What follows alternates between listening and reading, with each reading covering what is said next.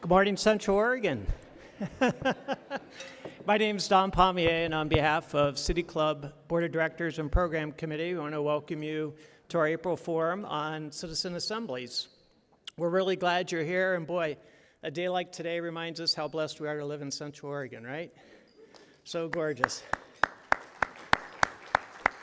Question, how many first-time City Club attendees do we have today? Raise your hand. All right, bunch of them. Well, we appreciate you being here, and we hope to see you again soon. Next, I'd like to recognize our Board of Directors and Program Committee. If you could please stand, be recognized.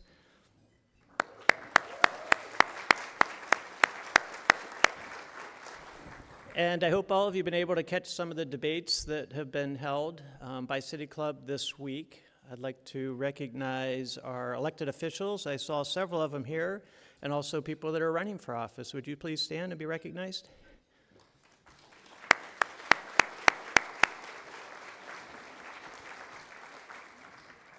We sure appreciate your service and willingness to serve our communities as well. We'd like to make sure we give a special thanks to our sponsors. We have several platinum and gold sponsors, including, and many of them are here. If you're here, would you please stand and be recognized as well? ASL Wealth Management, City of Bend, COCC, the Desert Pine Group at Morgan Stanley, OSU Cascades, St. Charles, Central Oregon Association of Realtors, and Brooks Resources.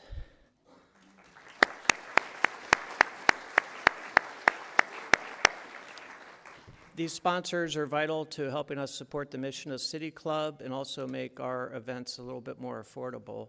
If you're interested in sponsorships, please reach out to Kim, myself, or any of the other board members.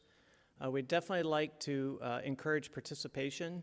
Anybody that'd like to get more involved in City Club, please reach out to any of the program committee or the board members. How many of you have heard of Citizen Assemblies here? Raise your hand. All right, I guess that's great to see. A lot of people aren't familiar with it. It's very common, more common in Europe. There's a few places in Oregon and across the country that have been, promoting the idea of it, and we're excited to learn more about it. We have a panel of experts today that are going to walk us through, that are sitting up here at the front table. And I'd like to introduce our moderator for today. For today, we're lucky to have Nicole Vulcan. Do you want to come up, Nicole? Nicole is the editor of Source Weekly since 2016. It's Central Oregon's locally owned weekly newspaper, which has won dozens of statewide journalism awards under her leadership. Prior to that, Nicole worked as a news producer at KPTV in Portland, and also in Rapid City, South Dakota. You're a long way from home. Heading up an independent publication like The Source is a dream come true for her, combining her leadership skills, a passion for the community journalism, and a drive to tell underrepresented stories. Please give a warm welcome to Nicole as she introduces our panel.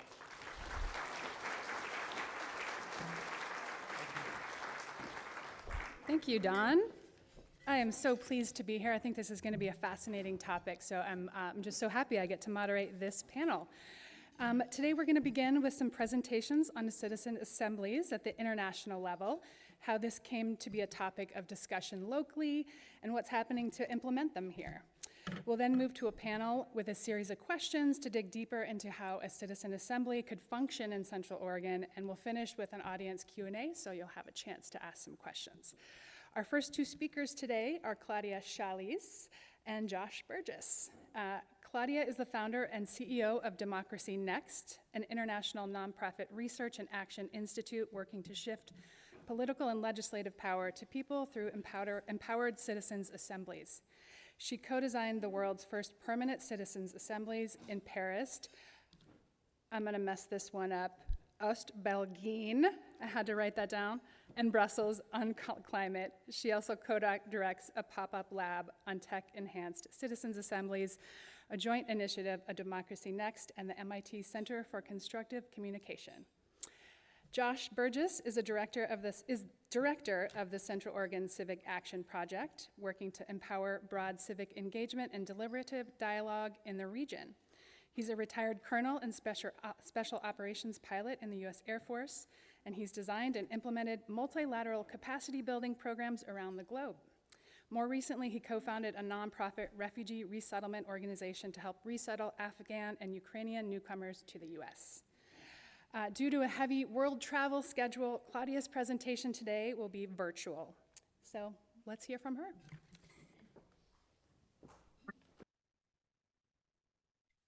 Hi, good morning, everyone. I'm really sorry that I can't be there with you in person today. It would have been really, really nice to be back in Bend. I had the pleasure of meeting some of you in person when I was there in January, and hopefully I'll have another occasion soon in not too much time. But in the meantime, thank you to technology. I am sending you this little video, and my colleague Josh Burgess, who's there in person, will pick up on kind of the more specific context for Bend.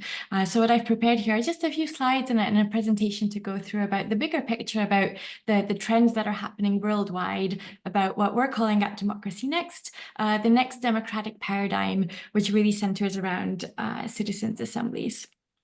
So in my presentation, I'll cover about who we are at Democracy Next, DemNext as we call ourselves for short, about citizens' assemblies, what are they, where have they been taking place, and two of our focus areas at DemNext in particular, one around pushing innovation in the field and also around pushing for systemic change to be happening.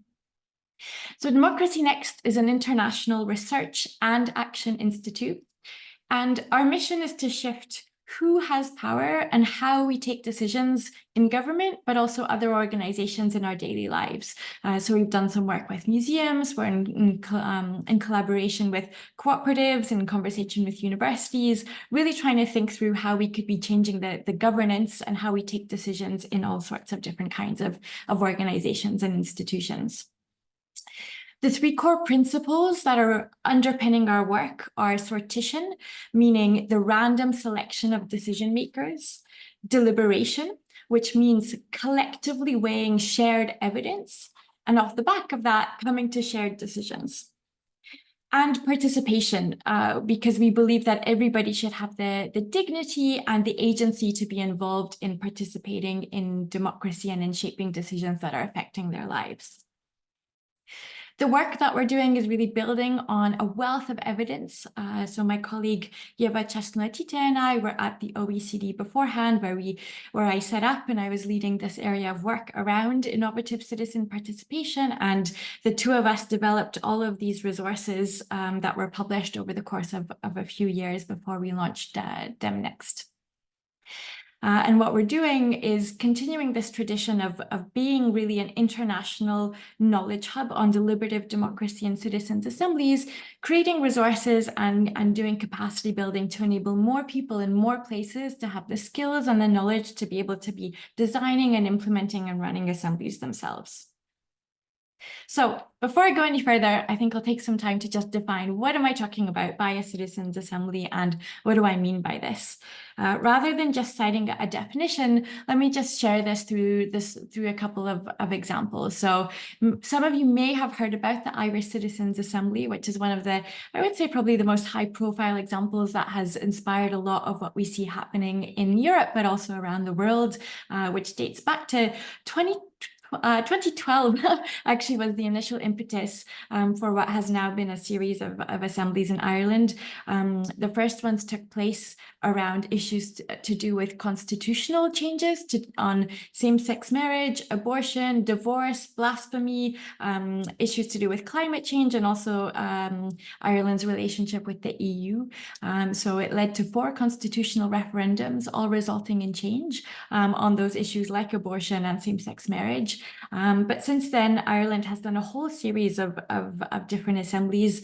The most recent one that took place just last year was on drug policy reform. But there's also been other assemblies at the city level that have taken place, like a very recent assembly in Copenhagen, which took place about a really big infrastructure around the creation of a new island just off the coast of Copenhagen called Lynetteholm.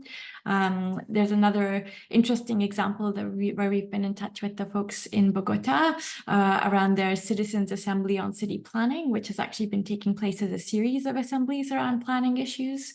But these are just a couple of examples to make this idea sound a little bit more concrete about what are citizens' assemblies, because there's actually been over 700 of them around the world, and this is just off the back of the last OECD database update, and I'm sure there have been more since then. And all of these assemblies have a few things in common: that people are selected by sortition, that they have deliberated a minimum of 1 day, and all of them have all been initiated by public authorities. They've taken place at all levels of government, with, as we see, cities leading the way. And they've really tackled a whole range of policy issues. So beyond the fact that there's been almost everything covered by an assembly at one point in time, there has nonetheless been a concentration of issues to do with the environment, climate change, strategic planning, urban planning, health, and infrastructure. So the types of issues that don't necessarily have one clear yes or no answer, there's a certain complexity amongst them, and having a structured process that enables people to be with that complexity and to find common ground on what to do about the issues have been really helpful. So I've used this word a couple of times, of sortition, and I think it's important just for me to spend a minute to describe, well, how does this actually work in practice for people to be randomly selected? So technically, this usually happens in 2 stages. So in a first instance, there's an invitation that gets sent out, often in the post, to a very large number of people, somewhere between 2,000 to 30,000, depending on the size of the place. And that invitation is a letter that's signed by the mayor or the minister or the president or prime minister, depending on the context, laying out what is the issue that's going to be tackled, how is this assembly going to work. It answers questions about, am I going to be paid? Yes, that childcare will be provided, that, you don't have to wear a suit to participate, all these sorts of things that help to break down the barriers to participation. And amongst everybody who says yes to this, there's then a second lottery, and there's a process which is technically called stratification, but all that means is that that final group is broadly representative of that community around certain criteria such as gender, age, geography, socioeconomic status. In a way, this is a political decision to decide by which criteria do we want this final group to be broadly representative of our community. And then once that group is constituted, they go through a process that has enough time to build trust, for people to be with complexity, and to strengthen people's agency. Often these take place over at least 4 to 5 days. So this is kind of a schema of a 5-day process, but quite often, actually, we've seen many assemblies taking place over 6, 8, 10. A recent one in France took place over 27 days around legislation on end-of-life issues. So these are longer processes. It's not about bringing people together for just 1 day. And before people even meet, there's a wider community engagement that happens, with the inputs from that feeding into the evidence base of an assembly. There's an important phase of people really getting to know one another and identifying their shared values. The learning component is usually the longest. It's really important that there's a wide breadth and diversity of information that people learn about the subject matter. Deliberation and consensus building. So once people have learned a lot, have had a chance to request additional information if they need it, they work to build consensus around their shared recommendations. There's often some form of voting that happens on those. Usually the threshold is at least 75 to 80% consensus amongst the group for it to become a recommendation of the group. And those recommendations get delivered to the public authority at the end. One of the things that we're interested in at Democracy Next, though, is how we could be pushing the field to innovate in all these different phases of the assembly. So one of the things that we're doing right now is, in collaboration with the MIT Center for Constructive Communication, is looking at tech-enhanced citizens' assemblies. The parts that are highlighted in green are the aspects that we're already working on prototypes using the existing technology that the MIT team have developed to test out in an assembly context. And the ones that have the green kind of outlined around the edge is where we see a big potential to be developing new kinds of prototypes in the next phase of this work as well.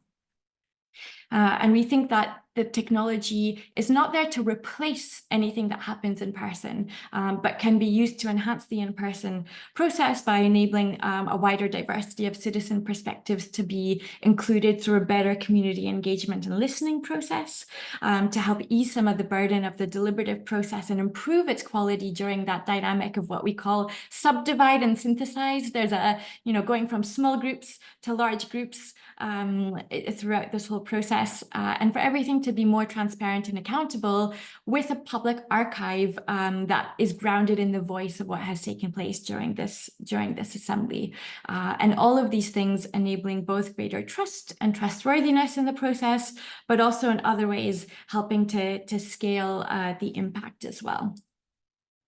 And finally, the last bit of focus of the way we're thinking about things at DemNext is about really pushing for systemic change and not just one-off assemblies or better engagement processes, but how could we make these permanent? So I've been involved. Here are some pictures from some of the design phases of the Brussels Permanent Assembly on Climate.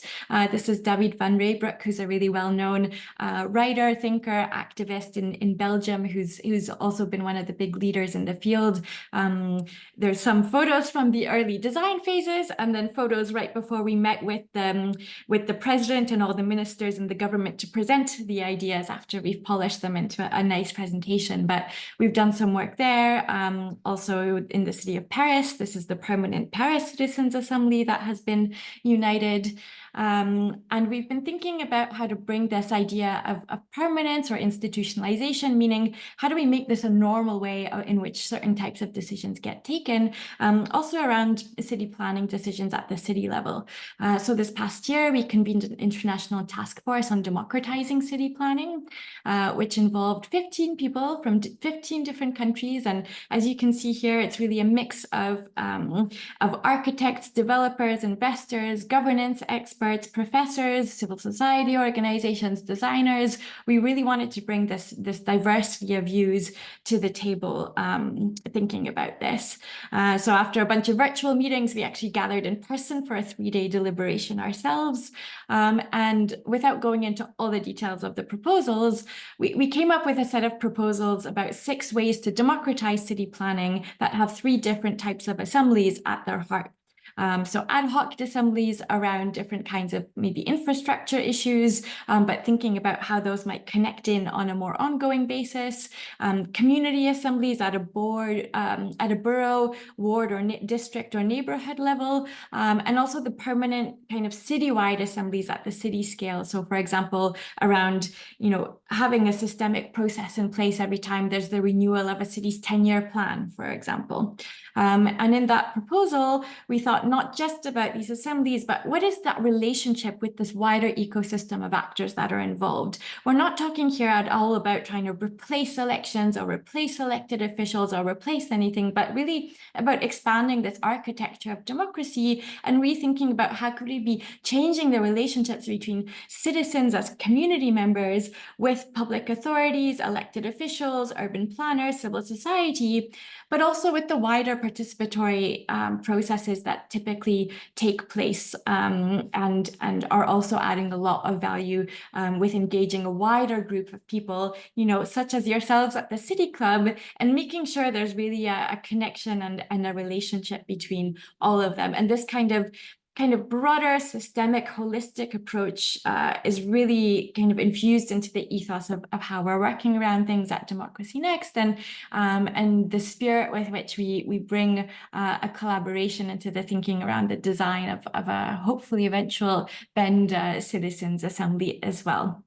So thank you very much. I'm really sorry that I can't be there in person with you to also have a conversation, but I trust that my fellow panelists will be able to, also provide you with a lot of inspiration and answer the questions you have. And I would be very happy to connect otherwise by email or Zoom or in person the next time that I do come to Bend, which will happen later this year. So thank you very much, and see you soon.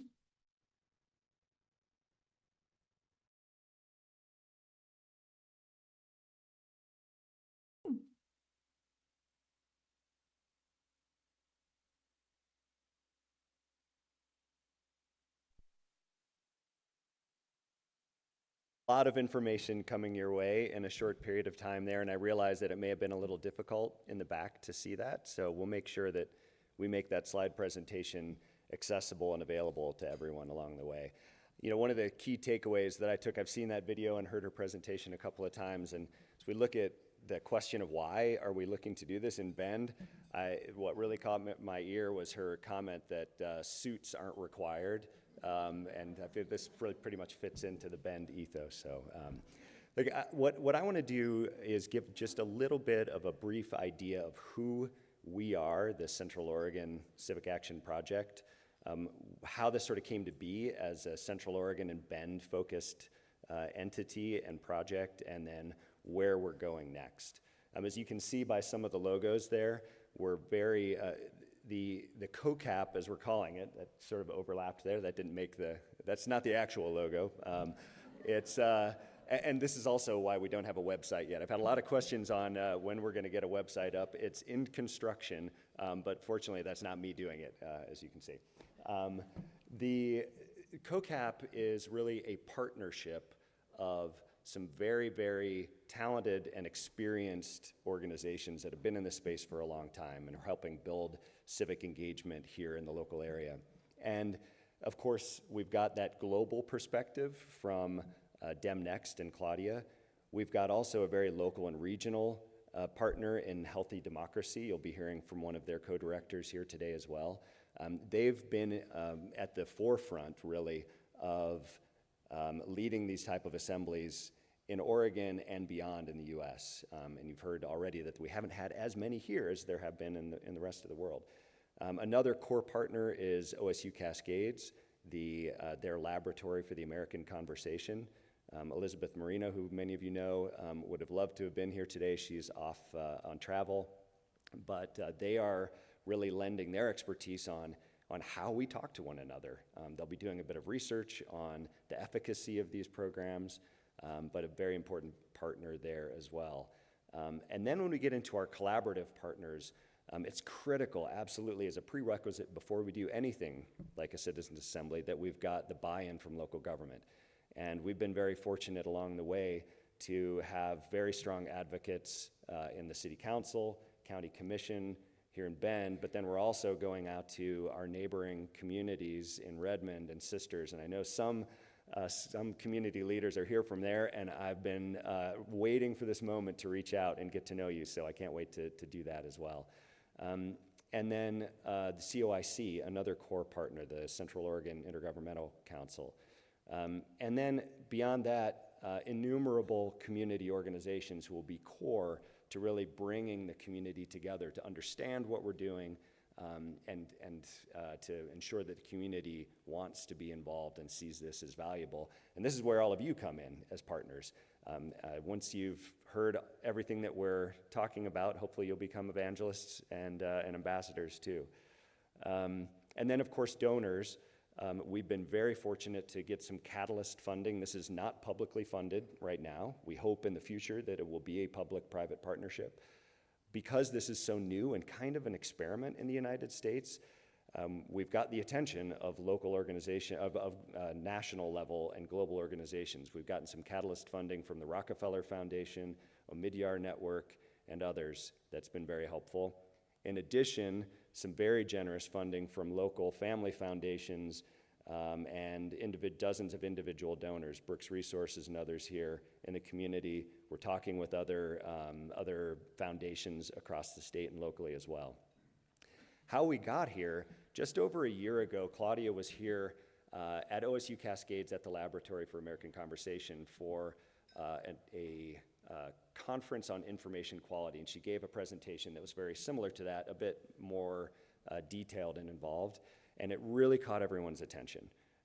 We have been since this is that seed that she helped plant has been growing and growing. We've had, as I said, strong advocates. Anthony Broadman, I think, is here, who's been really helpful in helping to broaden the awareness of assemblies and what we can do in the community. We've been talking with countless groups about what topics we might get involved in.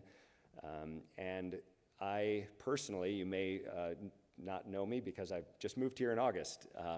I retired from the military, and then my wife retired from the military last summer. It was our first chance as adult human beings to choose where we wanted to live, and this was the spot. So, but we didn't come here just to do this. We came here because we love the community, but now this is an opportunity to really help get involved and create something meaningful and long-lasting. As we look at how we chose Bend and Central Oregon as sort of the focal point and why national interests are involved, it really is because Central Oregon, and if you will, Highway 97, as we all know, is sort of a symbolic and physical dividing point. As you move from the lush green of Western Oregon out to the brown, as you move from blue to red, from urban to rural, all of those divisions that exist across the country really sort of come together here. And of course, as one of the fastest growing regions and communities in the country, we're also experiencing a lot of the challenges that come with that, with affordable housing, with income disparities, and communities that feel at times as if their interests aren't being paid attention to as much as others. And that's really what lies at the core of a Citizens Assembly, is offering everyone a seat at the table. Those people who feel as if their voices aren't heard have an opportunity to actually get involved. Now, Bend and Central Oregon, as I've found, and as you demonstrate here today, is already a very civically engaged community. And we have that advantage, that there's some energy and a spark. But we all know that we here represent only a tiny percentage of the community, and there are so many people who don't have the opportunities to get involved. And now this is the opportunity to give people who aren't stakeholders, who don't have the time and resources to be involved on committees or to come and learn more, to actually energize them to be able to get civically involved. And in the end, our vision is just that we have used this civic engagement to form and help shape a more vibrant and inclusive community where everyone has a seat at the table and is empowered to participate and have their hand in policy and governance that will be meaningful in their lives. And also, that comes with it our real objectives, which are, yes, building a civic engagement hub that is not just about citizens' assemblies, but it's a lasting, sustainable thing in the community that helps bring people together in other ways as well. And we want to be creative and imaginative and let people have their hand. The real sort of short-term objectives for an assembly that we would like to, and we're planning to hold with the key implementation of healthy democracy at the core, will be this fall in September and October. We think it's really important to show the community, but also the country, that things like this can happen even in the midst of what probably will prove to be a bit of a nasty campaign season in some ways. And so building that civic engagement, helping to rebuild faith in institutions, people who maybe don't, we're at an all-time low of faith in government institutions in the country at the national to the local levels. Also helping to bridge these social divides through conversation. There's some great stories that I would love to share when we have a bit more time about people coming together in these forums. Our assembly is looking at 7 days over the course of 2 months. So people will come together from broadly disparate backgrounds and be able to sit together and actually learn about one another. And what we've seen time and again, empirically, anecdotally, is that people who would never in a million years talk to one another on the street, maybe their only interaction is in a comment section of a Facebook post, suddenly have the time to sit, listen to people's lived experiences, learn about one another, and actually change their opinions, potentially, of the other person, but if nothing else, gain some empathy and be able to spend time with one another, understand problems, and look at realistic community-level solutions. And I think that the key here also is just, I've mentioned it a couple times, this is not a one-off event. We're talking with our elected officials and members of local administrations about this becoming a lasting public-private partnership with funding from both sides so that we can actually bring people together routinely to do these again and again and again. Once again, I'll get that website out to you and the slide deck once our team has built them. But really appreciate everyone being here today, and I want to stop there so we can get to go here on our panel. Thank you.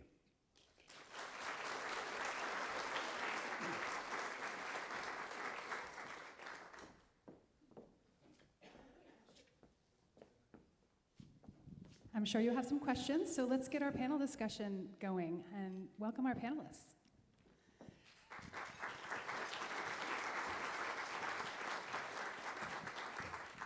So, see where they're gonna end up here.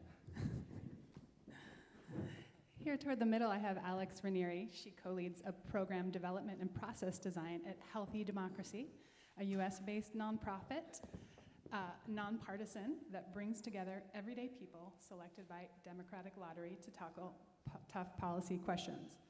Sounds familiar, right? She co-coordinates their complex public processes and manages partnerships with deliberative democracy practitioners in the US and abroad. Welcome, Alex.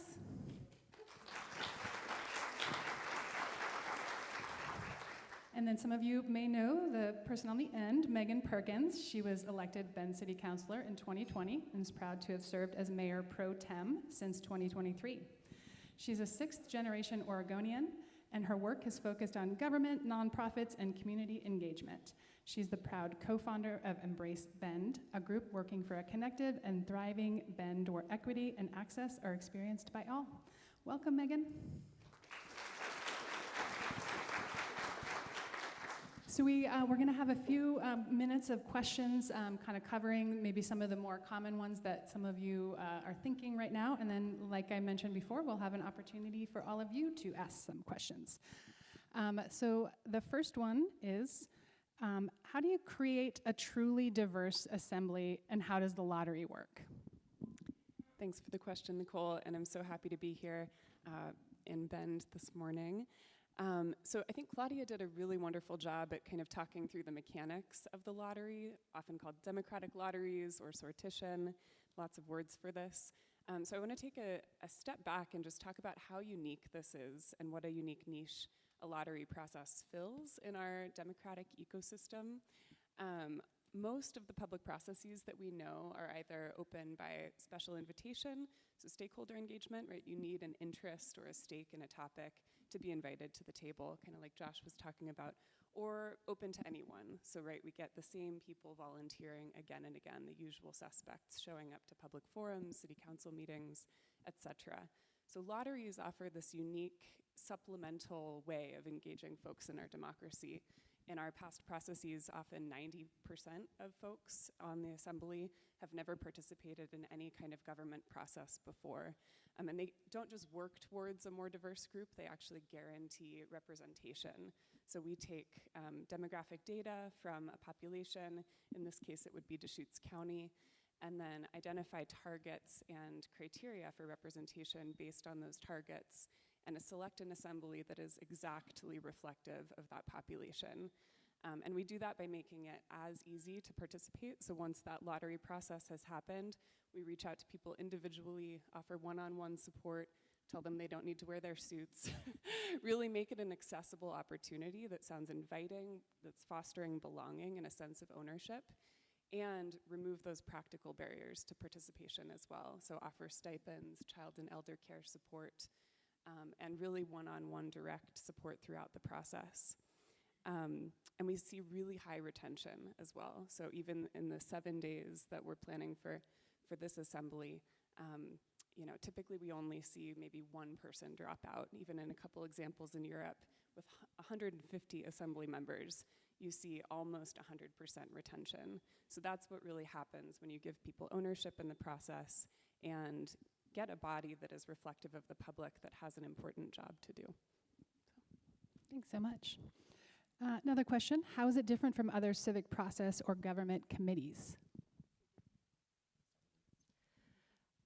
I think one of the things that it does is it really helps take the slant out of government or government policy, whether real or perceived. How do we learn about information? We learn about information in a bubble, whether it's our friends, our social media, our church, our family, and government works in a bubble. And we have done an increasingly incredible job of reaching out to our community, whether it's town halls or community events. But no matter what we do, like you just said, we still hear from basically the same 25 people over and over and over. And it's really hard for me as a city councilor to understand how a majority of the people feel about something and what solutions they have without putting absolutely everything to a vote. And I think this is a really excellent way of popping that bubble. I'm being reminded of our letters to the editor. It is like 25 of the same people. So it's okay. You write me a letter. I love it. Another question, how are local governments held accountable to the recommendations made by the Assembly, and who ensures the recommendations move forward?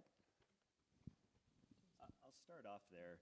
As I mentioned in my comments, there is an imperative that before we even get started, that we've got buy-in from local government that says they'll endorse but stay separate from the process.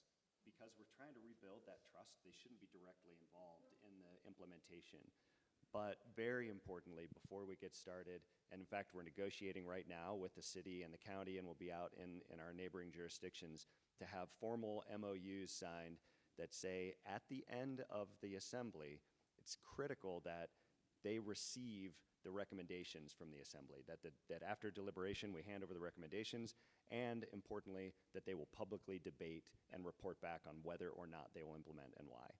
That really sort of brings it full circle and gives that agency to the people who have been involved.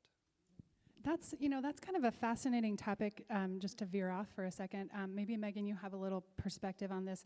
You have committees in the city who make recommendations that then the council then votes on, and sometimes occasionally votes the opposite of the committee. What are your thoughts about this kind of locked-in thing that Josh is suggesting? Well, I don't know if I'd use locked in as a term, Right, but fair. I mean, I think that what the MOU is going to say is one, one of the things that our council goals say that we want more accessible government, we want more innovative ways of engaging with our public. And second, that we will not only hear the recommendations, but really evaluate them and see how we can apply them to our work.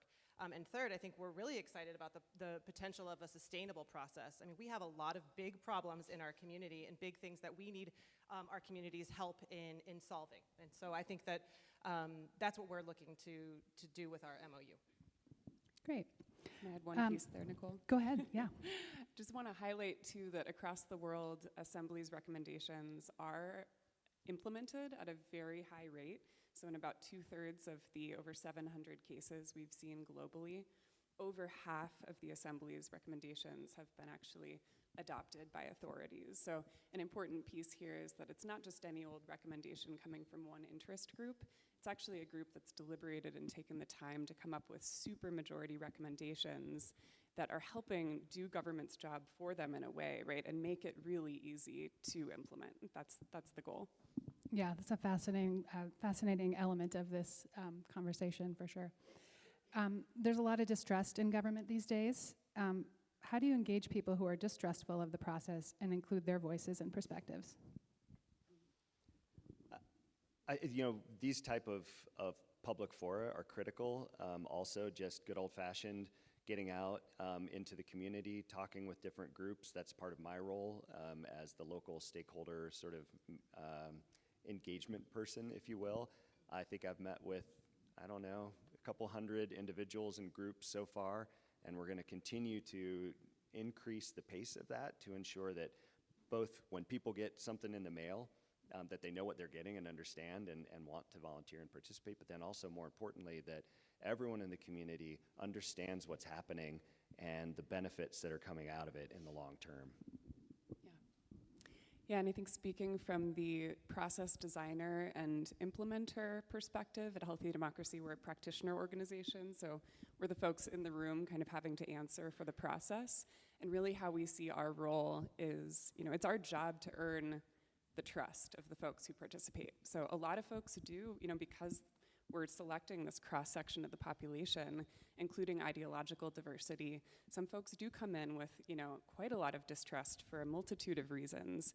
And it's our job to really prove through our process design that we, are designing the process in such a way where we're not influencing the content.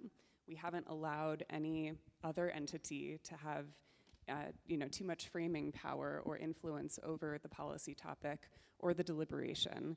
And what we see time and time again is that once people actually go through the process, even if they come in pretty distrustful of policymaking in general or us, or think it's, the city is kind of our puppeteers behind the scenes, which often happens, we earn that trust through these hours and hours of saying, no, you're in the seat of power. It's actually your process. We're just here to support you. So, yeah. Great. I know this is probably one that everyone is wondering. How are topics chosen? And what is the first topic chosen? Do you want to get started on that, or Alex? I don't know. Yeah, I think very critically here, we've been, as I mentioned numerous times now, engaged across the community now for months. And we've really canvassed opinions on what challenges are. And we've had ideas on everything from opioid crisis to mental health, childcare, affordable housing, and all of those, of course, are critical. In some cases, you'll see assemblies that focus much more narrowly on, what do we do about the mirror pond, for instance, which I know is a That's not narrow, Josh. All right, my fault. We put a stop sign at the intersection. In any case, very important to get the community broadly involved, and ideally actually having some sort of formal polling or opportunity for people to get involved. In this case, we found a topic that resonates with just about everyone we've spoken with, and that's the challenge of youth homelessness across the region, and that's going to be the topic of our first assembly this fall. We believe it's something that is both vitally important to get our arms around. There have been, of course, many things that have been done and are being done, but this helps the community to get involved, raise some awareness, and also have a hand in prioritizing solutions. Yeah, I think certainly that topic will perk the ears of many individuals in our community. So we are going to move now to some questions from the audience. Amy and Elaine are out here. You see them holding the microphone. They will hold the microphone while you ask your question, so you can raise your hand to ask one. Let's try to keep the questions brief and avoid statements. We want to get you all out of here on time, so if you have a legitimate question, please raise your hand. Hi there.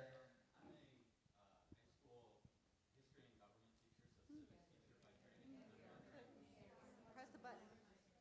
Stand up.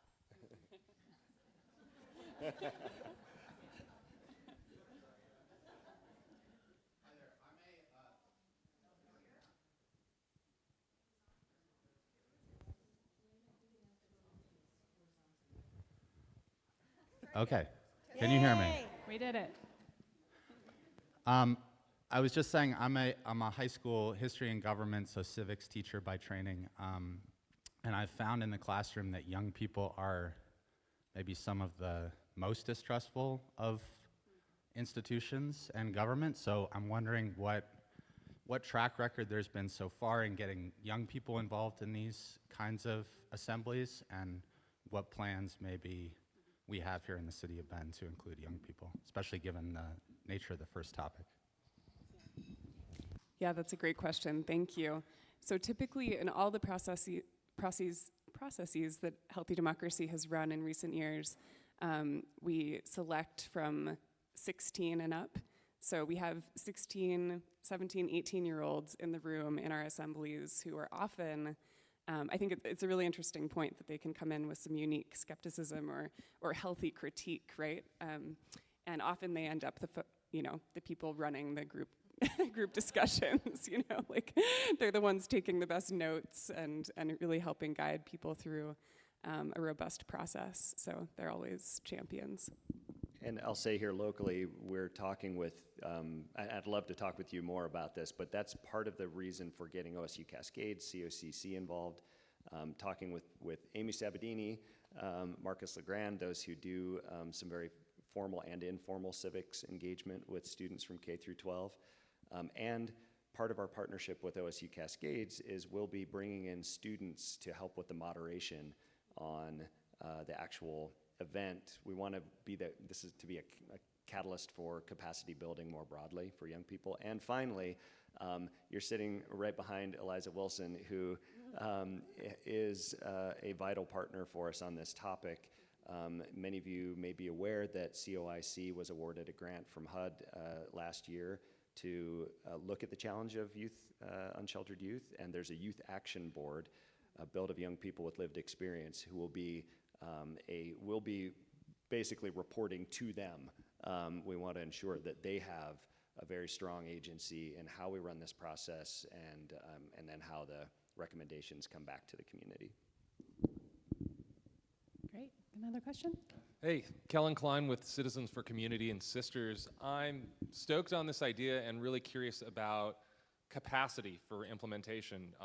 We're a small town, which seems like something like this could be really valuable in democratizing solutions. But on the other hand, we have like 18 city staff members, funding budgets are tight. How do you see the applicability of this to smaller communities, and what would that look like in terms of building capacity for a program like this, funding it? Do we just have to get Piero Midyar to somehow come to Sisters? Like, how does that work? Great idea. Maybe I'll hand it over to you in a sec, Megan. But I think core to ensuring that it's something sustainable is that we work in the budget cycle of our local governments, and that we find those niche places where both public engagement and policy formulation and implementations, that nexus. COIC is a critical part of that. We believe that could potentially in the future, and I don't want to put words in Tammy Bainey's mouth. I think she was here for a little bit, but we look forward to finding a way to have a sustainable public and philanthropic funding for this. And the budget that we're raising for this one right now, may or may not sound like a lot to you. $350,000 to run 50 people panel for 7 days, which includes everything from the mailing to the design and then the implementation.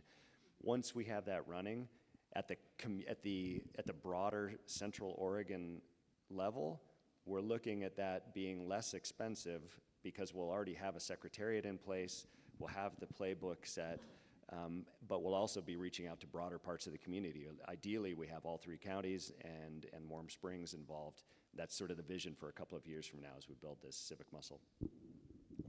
Yeah, and I'd just like to say that I think that this is a real opportunity for not just the city or not just the county to be involved in a really significant issue. Government is divided. To use my middle schoolers' words, government is literally divided. It is divided into, we have when people come to us and ask us questions about homelessness, is it the city of Bend? Do we help establish shelters? If it's a behavioral health issue, it's the county? If there are over 600 kids in Deschutes County schools that are homeless, so it is the schools. If there are homeless people sleeping in parks, it is the parks. And so I think this is a real opportunity to take a really above ground view of a really significant issue and to learn how each one of us plays a part in it and each one of us is responsible for helping solve it. Thanks, everybody. Hi, Tammy, COIC. Whoops, sorry. Is that working? Okay. How about now? How about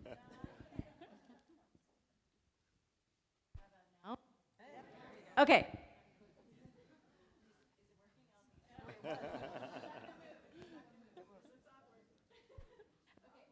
How about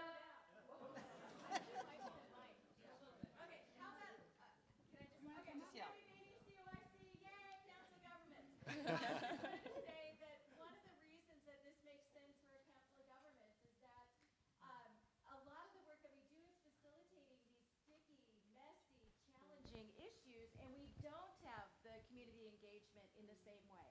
And so I just wanted to say thank you, Josh, for calling out COIC. And yes, we yet to be determined, but it's an important bubble to burst and make sure that we are involved. So just wanted to put that on the record. Thank you. Okay. Great. Hi, my name is Leslie. I'd like a little more granularity on your metadata for the sorting hat. Where are you getting the names to send the letters to individuals in Bend or the region for these different topics? Specifically, you know, Bend has a second home community. Are people that don't necessarily vote in the region excluded from the sorting hat? Sorry, I'm using a Harry Potter term. You know, how does that actually work? Because I kind of feel like, you know, when we're voting for Megan and other people in the community, we know where we stand in the community, but are you broadening those parameters to include others that are harder to reach, say the homeless community? You mentioned 16-year-olds. How are you getting to that point where those individuals are actually going to be part of the process? Yeah, fantastic questions. Thank you. So first of all, yeah, super important to name that even when we use the word citizen, we're not talking about legal citizenship. Often we veer away from the word citizen because it can have that connotation, but pretty much across the board internationally, these processes are open to non-citizens, any citizenship status, so really just residents of the county. And the way that we get those addresses, or you know, who receives the invitation mailer, is typically by working with the GIS department, so in this case with the county, who typically have, you know, address data from across their jurisdiction, and use a sorting system to randomize from that list who will receive the invitation mailing. And it goes to residential addresses, so that's how we capture that, you know, whole 16 plus population, is that anybody from that household that receives the invitation can respond. Typically we'll only select one person from each household, but it's open to anybody who wants to throw their something in the sorting hat, like the sorting hat. And I'm trying to remember if there were any other aspects of that question.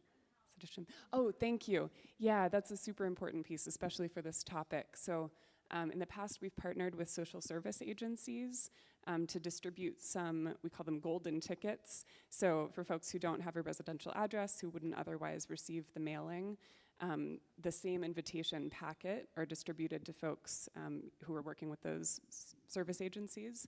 And they have a shot to throw their hat in the ring as well, to be selected in the lottery. And typically our housing demographic category will be broken up into folks who own their homes, folks who rent, and folks who are unhoused. So that's actually a demographic that we're selecting for.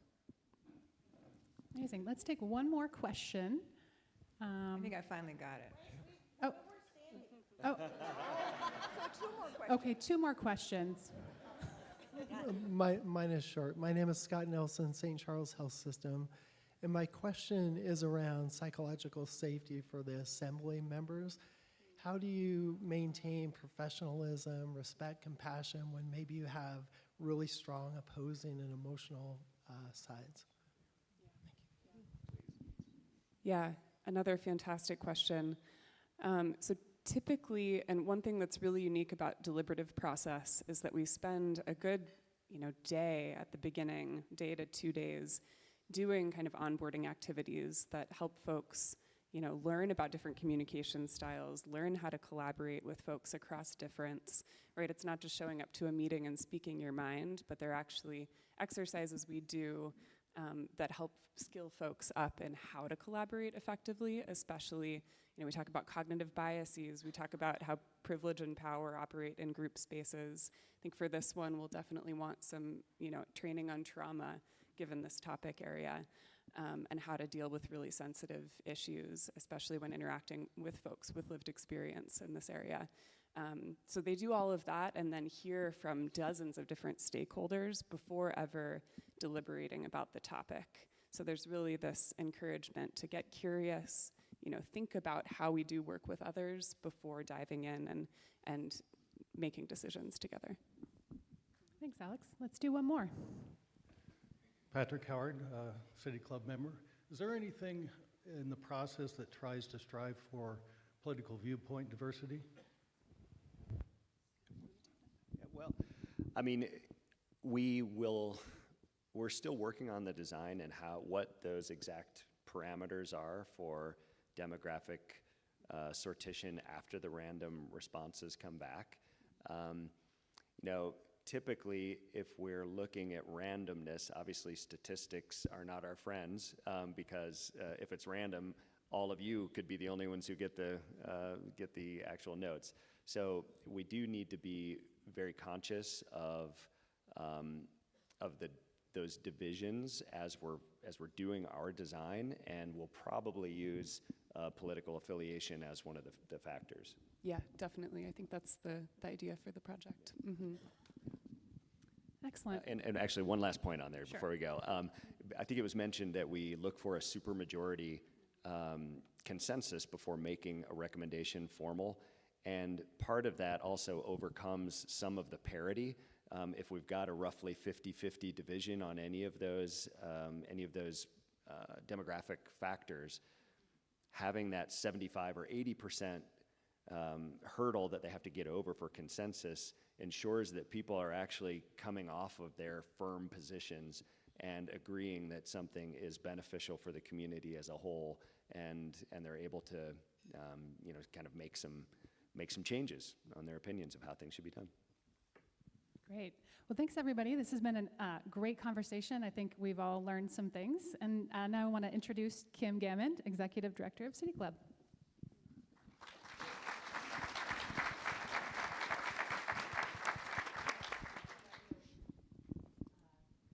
Thanks, Danny. Danny, if we could go ahead and get that link up. Oh, it's not coming up. Okay. So after the forum, we're going to send you a link where you can submit topic ideas for future. Oh, there it is. So it is a minty.com link, and that is the number once you're on there that you can enter to submit ideas for future citizens' assemblies anywhere in Central Oregon. Luckily, this was a nice, simple topic with no moving parts that we were able to clearly explain in an hour. So you'll never want to ask them any more questions, right? But this is an exciting topic to consider for City Club, just in the idea of civic participation, and that is at the heart of our mission. So yeah, go ahead and submit topics. This will also go out in the post-forum survey, and then you'll have also the opportunity to do some voting on which topics you'd like them to consider next. Thank you to Nicole, Claudia, Josh, and Alex, and Megan for leading us in conversation today. Our next City Club forum will be somewhat related to the assembly that will occur in the fall, but foster care beyond the headlines, what child welfare actually looks like in Central Oregon. And this is going to take place on May 16th. This will be a traditional lunch topic here at the Unitarian Fellowship. And membership registration for that topic is now open, and non-membership registration will open next week. As you can see on your table, we are currently running a membership drive, and any member that refers a new member will receive a free forum pass for a forum, and then any new member also until May 31st will receive their first forum for free. While members receive discounts on attendance, the real value of your membership is supporting conversations like the one we've had today and the ones we've had earlier this year and in the future. Whether you attend one forum over the year, or whether you just watch them online, or whether you're just passionate about dialogue, civic engagement, and education, we hope you consider either joining, increasing your membership up a level, being a sponsor, or making a contribution. Thank you so much for helping make programming and access for our community possible. Have a good morning.